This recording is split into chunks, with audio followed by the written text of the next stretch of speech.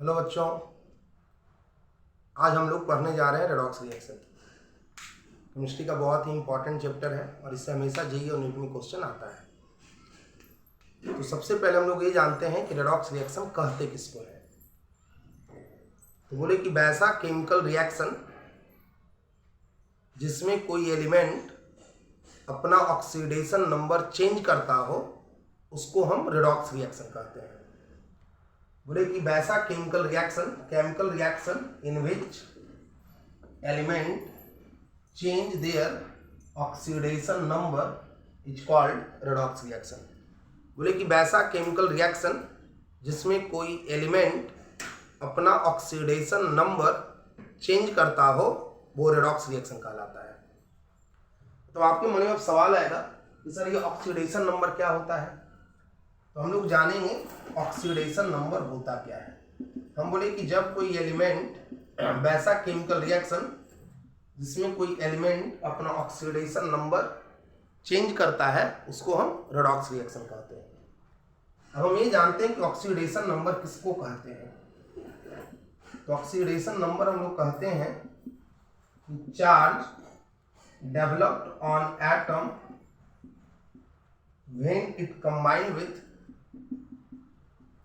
when it combined with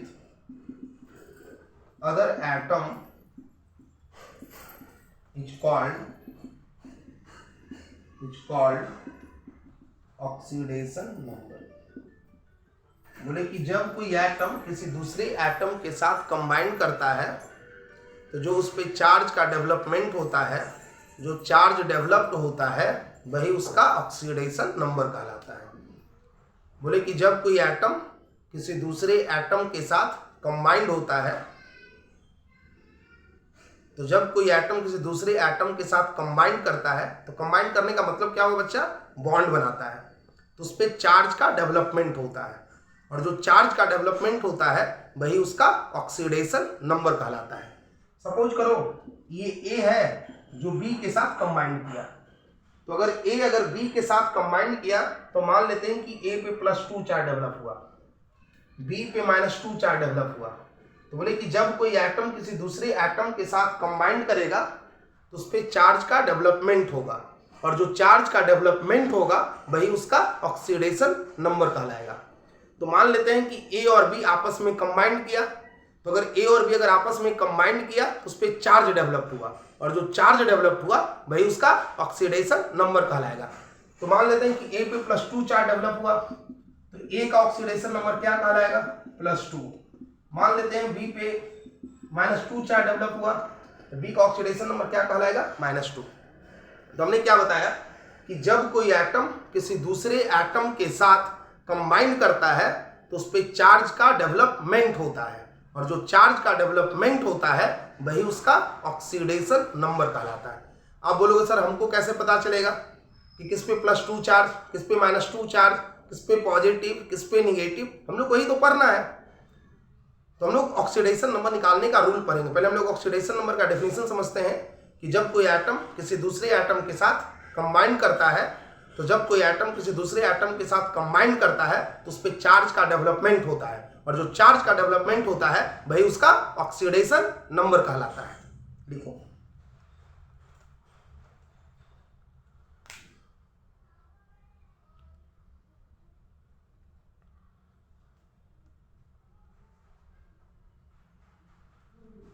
तो अब हम लोग जाने कि ऑक्सीडेशन नंबर किसको कहते हैं। हम लोग ऑक्सीडेशन नंबर का डेफिनेशन पढ़ा है ना। तो हम लोग ऑक्सीडेशन नंबर हम लोग निकालने के लिए सीखते हैं कि ऑक्सीडेशन नंबर हम लोग निकालेंगे कैसे, है ना।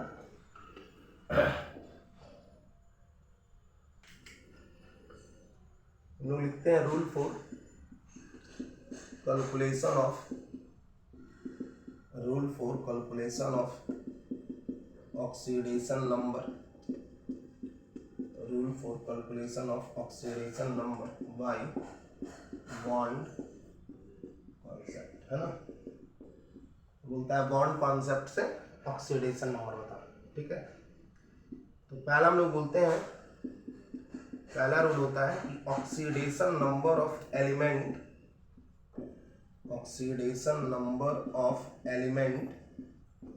in free state are 0।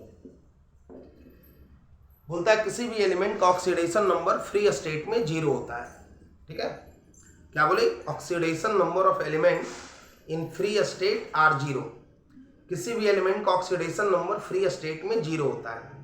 Free state का मतलब क्या हुआ बच्चा, अनकम्बाइंड स्टेट, मतलब जब वो किसी के साथ जुड़ा हुआ नहीं है। हम क्या बोले कि चार्ज का डेवलपमेंट तब होगा जब कोई एटम किसी दूसरे एटम के साथ कंबाइंड करेगा। जब कंबाइंड ही नहीं करेगा तो क्या चार्ज का डेवलपमेंट होगा? और चार्ज का डेवलपमेंट नहीं होगा तो क्या ऑक्सीडेशन नंबर होगा? नहीं होगा। से मान लेते हैं सोडियम, सोडियम फ्री स्टेट में है, तो फ्री स्टेट में ऑक्सीडेशन नंबर कितना होगा? 0। हमें नहीं कह रहे कि सोडियम का ऑक्सीडेशन नंबर 0 है, हम ये कह रहे हैं कि यहाँ सोडियम फ्री स्टेट में है। जैसे मान लेते हैं अगर कहीं रहेगा NaCl, तो NaCl में सोडियम का ऑक्सीडेशन नंबर 0 नहीं होगा। क्यों नहीं 0 होगा? क्योंकि ये सोडियम जो यहाँ पे क्लोरीन के साथ कंबाइंड है, क्लोरीन के साथ अटैच्ड है। हम क्या बोले कि किसी एलिमेंट का ऑक्सीडेशन नंबर फ्री स्टेट में 0 होगा। हमें नहीं कह रहे कि सोडियम का ऑक्सीडेशन नंबर 0। यहाँ पे सोडियम अगर फ्री स्टेट में है, जब वो किसी के साथ जुड़ा हुआ नहीं है, तब उसका ऑक्सीडेशन नंबर 0 होगा।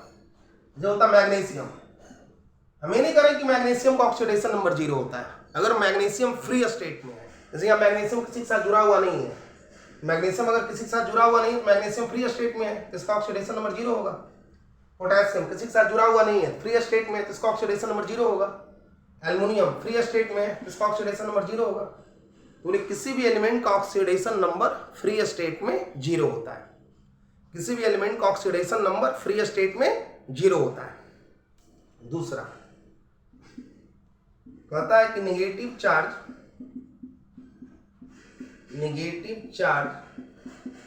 Developed on more electronegative element, negative charge developed on more electronegative element and positive charge developed on less electronegative element। बोले नेगेटिव चार्ज उस पर डेवलप्ड होता है जिसकी इलेक्ट्रोनेगेटिविटी ज्यादा होता है। क्या बोले बच्चों? नेगेटिव चार्ज उस पर डेवलप्ड होता है जिसकी इलेक्ट्रोनेगेटिविटी ज्यादा होता है, और पॉजिटिव चार्ज उस पर डेवलप्ड होता है जिसकी इलेक्ट्रोनेगेटिविटी कम होता है। बोले पॉजिटिव चार्ज उस पर डेवलप्ड होगा जिसकी इलेक्ट्रोनेगेटिविटी कम, और नेगेटिव चार्ज उस पर डेवलप्ड होगा जिसकी इलेक्ट्रोनेगेटिविटी ज्यादा। तो पूरे पीरियोडिक टेबल में सबसे अधिक इलेक्ट्रोनेगेटिविटी किसका होता है? फ्लोरीन का, उसके बाद ऑक्सीजन का, उसके बाद नाइट्रोजन का।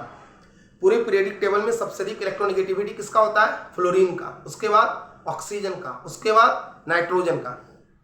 मेटल नॉन मेटल में किसका होता है? तो मेटल का कम होता है, नॉन मेटल का ज्यादा होता है। अगर मेटल नॉन मेटल, इसका मतलब क्या हुआ बच्चा कि अगर फ्लोरीन अगर किसी के साथ कंबाइंड किया तो फ्लोरीन पे नेगेटिव चार्ज। क्यों? क्योंकि फ्लोरीन की इलेक्ट्रोनेगेटिविटी सबसे ज्यादा, तो अगर फ्लोरीन की इलेक्ट्रोनेगेटिविटी अगर सबसे ज्यादा तो फ्लोरीन पे नेगेटिव चार्ज। फ्लोरीन के बाद किसकी इलेक्ट्रोनेगेटिविटी होता है? ऑक्सीजन का। इसका मतलब क्या हुआ? अगर फ्लोरीन को छोड़कर अगर ऑक्सीजन किसी के साथ कंबाइन करेगा तो ऑक्सीजन पे माइनस चार्ज। उसके बाद नाइट्रोजन का, तो नाइट्रोजन का मतलब फ्लोरीन ऑक्सीजन को छोड़कर अगर नाइट्रोजन किसी के साथ कंबाइन करेगा तो नाइट्रोजन की इलेक्ट्रोनेगेटिविटी ज्यादा, तो अगर नाइट्रोजन की इलेक्ट्रोनेगेटिविटी ज्यादा मतलब नाइट्रोजन पे minus charge. Metal non metal में नॉन मेटल की इलेक्ट्रोनेगेटिविटी ज्यादा, तो अगर नॉन मेटल की इलेक्ट्रोनेगेटिविटी ज्यादा मतलब मेटल और नॉन मेटल अगर आपस में कंबाइन करा तो नॉन मेटल पे नेगेटिव चार्ज और मेटल पे पॉजिटिव चार्ज। हम लोग हाइड्रोजन और नॉन मेटल में अगर कंपैरिजन करते हैं तो हाइड्रोजन की इलेक्ट्रोनेगेटिविटी नॉन मेटल से कम होता है, और हाइड्रोजन की इलेक्ट्रोनेगेटिविटी मेटल से ज्यादा होता है। हाइड्रोजन की इलेक्ट्रोनेगेटिविटी नॉन मेटल से कम, मतलब हाइड्रोजन और नॉन मेटल अगर आपस में अटैच्ड होंगे, कंबाइंड होंगे, तो हाइड्रोजन पे पॉजिटिव चार्ज और नॉन मेटल पे नेगेटिव चार्ज। हाइड्रोजन और मेटल में हाइड्रोजन की इलेक्ट्रोनेगेटिविटी ज्यादा होता है, तो अगर हाइड्रोजन की इलेक्ट्रोनेगेटिविटी ज्यादा होगा तो हाइड्रोजन पे माइनस चार्ज, मेटल पे प्लस चार्ज। मतलब सबसे अधिक इलेक्ट्रोनेगेटिविटी किसका? फ्लोरीन का, उसके बाद ऑक्सीजन का, उसके बाद नाइट्रोजन का। मेटल नॉन मेटल में नॉन मेटल का हाइड्रोजन नॉन मेटल में, नॉन मेटल का हाइड्रोजन मेटल में, हाइड्रोजन का इलेक्ट्रोनेगेटिविटी ज्यादा होता है। इसको लिखिए।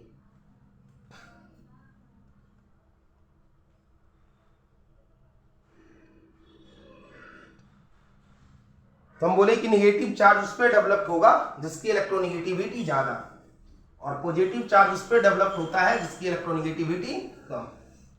तो मेटल नॉन मेटल में मेटल की इलेक्ट्रोनेगेटिविटी कम होता है नॉन मेटल से। नॉन मेटल हाइड्रोजन हम लोग कंपेरिजन किए है ना। हम लोग नेक्स्ट रूल लिखते हैं, rule number 3।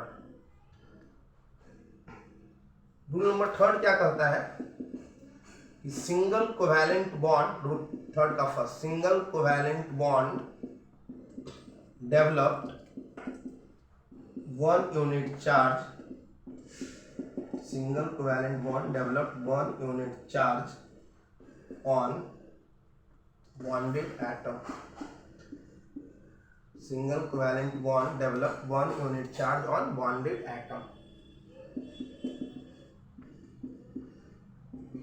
Double covalent bond developed 2 unit charge on bonded atom. Triple covalent bond developed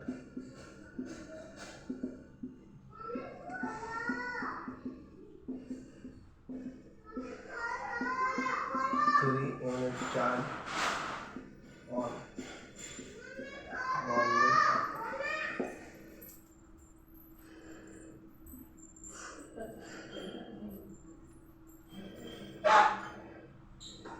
तो हम लोग पढ़े कि सिंगल कोवैलेंट बॉन्ड के कारण 1 यूनिट चार्ज डेवलप होता है, डबल कोवैलेंट बॉन्ड के कारण 2 यूनिट चार्ज डेवलप होता है, और ट्रिपल कोवैलेंट बॉन्ड के कारण 3 यूनिट चार्ज होता है।